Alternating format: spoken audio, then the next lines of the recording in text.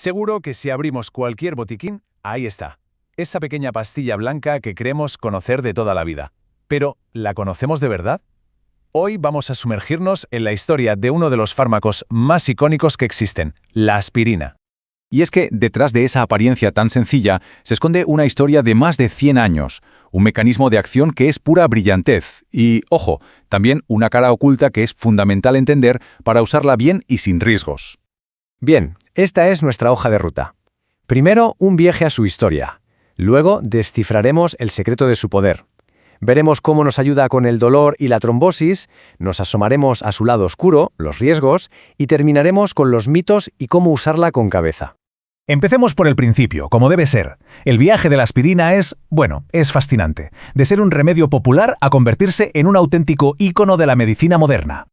Pensemos que su origen se remonta a la antigüedad, cuando ya se usaba la corteza de sauce para aliviar dolores. Pero el gran salto, el momento que lo cambió todo, fue en 1897. Un químico, Felix Hoffmann, consiguió sintetizar de forma estable el ácido acetilsalicílico. ¿Y qué supuso esto? Pues transformar un remedio natural que era inestable en un fármaco preciso, fiable y que se podía producir en masa. Un hito brutal que, a día de hoy, la OMS sigue considerando esencial. Y un dato curioso, que a mí me encanta, el nombre, aspirina, también nos cuenta parte de su historia. Viene de la Spirea ulmaria, que es otra planta que también tiene esos compuestos naturales que le dan su poder, los salicilatos. Vale, pasemos a la parte interesante. ¿Cómo funciona? ¿Cuál es el secreto que esconde esta molécula para ser tan versátil? Pues la clave de todo está en unas moléculas que se llaman prostaglandinas. Podemos imaginarlas como los mensajeros que tiene el cuerpo para dar la voz de alarma. Son las que nos avisan de que hay dolor, fiebre o inflamación. Entonces, ¿qué hace la aspirina? Pues su mecanismo es de una elegancia y de una simpleza aplastante. En cuanto entra en el cuerpo, es como si le diera a un interruptor. Lo que hace es bloquear unas enzimas, las COX-1 y COX-2, que son como las fábricas de esas prostaglandinas. Si paras la fábrica, se acabó la producción, y por tanto se apagan las alarmas de dolor, fiebre e inflamación. Y aquí viene lo realmente brillante, su doble cara, que depende totalmente de la dosis. Si tomamos dosis bajas, su objetivo principal es la enzima COX-1. El resultado impide que las plaquetas se peguen entre sí y formen trombos. Pero si la dosis es más alta, entonces se centra en la COX-2, y su misión es reducir el dolor y la inflamación.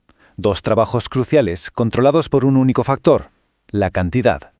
Y claro, esto nos lleva directamente a sus dos grandes papeles como héroe de la farmacia. Por un lado, su lucha contra esos dolores del día a día, y por otro, su importantísima labor previniendo problemas cardiovasculares.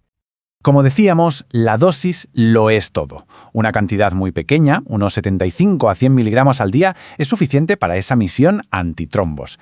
En cambio, para el dolor de cabeza o la fiebre necesitamos dosis más altas para que tenga ese efecto analgésico y para bajar la temperatura. Es el mismo fármaco, pero con dos trajes distintos según la misión. Así que por un lado tenemos a la aspirina como esa aliada para el dolor de cabeza, el dolor muscular, la fiebre, pero, y esto es importantísimo, siempre con supervisión médica, se convierte en una herramienta que literalmente salva vidas, ayudando a prevenir infartos e ictus. Pero, como en toda buena historia, hasta el héroe tiene su talón de Aquiles. Y un poder tan grande como el de la aspirina conlleva una gran responsabilidad. Hay que conocer los riesgos. Los efectos secundarios más habituales tienen que ver con el estómago. Esa misma acción que nos quita el dolor puede irritar la mucosa gástrica. De ahí la acidez, las náuseas y, en casos más graves, un mayor riesgo de sangrado. Y ojo, a dosis muy altas puede provocar un zumbido en los oídos. Y aquí una advertencia que hay que grabar a fuego. Es muy seria. La aspirina está totalmente contraindicada en niños y adolescentes que tengan una infección por un virus como la gripe o la varicela. ¿Por qué? Por el riesgo de que desarrollen el síndrome de Reye, una enfermedad rarísima pero muy grave que afecta al hígado y al cerebro. Además, la aspirina no se lleva bien con todo el mundo. Si la mezclamos con otros antiinflamatorios o con alcohol, el riesgo de sangrado aumenta y bastante. Pero la combinación más peligrosa, sin duda, es con anticoagulantes. Ahí el riesgo se dispara por las nubes.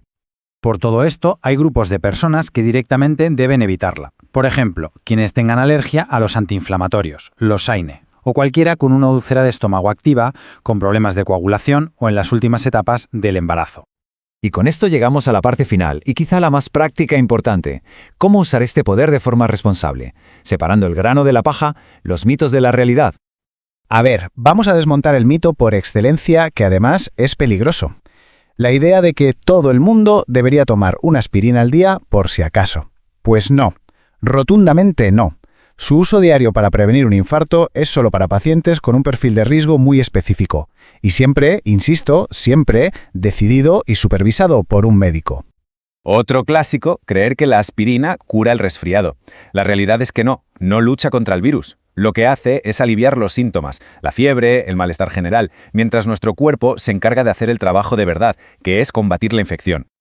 Entonces, ¿cómo la usamos bien? Con estas 5 reglas de oro. La primera, y más importante, seguir siempre el consejo de un profesional. La segunda, respetar a rajatabla la dosis y el tiempo que nos digan. Tercera, tomarla con comida, para proteger el estómago. Cuarta, básica, nunca mezclarla con alcohol. Y quinta, cada vez que vayamos a un médico farmacéutico, informar de que la estamos tomando. Pero, ¿y cuándo hay que dejar de lado la autogestión y buscar ayuda profesional de inmediato? Hay que estar muy atentos a estas señales de alarma, un dolor de estómago que no se va o que es muy fuerte, heces negras o un vómito que parece pozos de café, que son signos de sangrado, dificultad para respirar o una erupción fuerte en la piel, o ese zumbido en los oídos que no se va. Ante cualquiera de estas cosas hay que buscar atención médica sin dudarlo. Y cerramos con la idea fundamental, la que lo resume todo. La aspirina es un fármaco extraordinario, sí, pero no es un caramelo ni vale para todo el mundo. La salud de cada persona merece decisiones personalizadas. Y tener toda esta información es el primer paso para poder tomar esas decisiones de la mano de un profesional.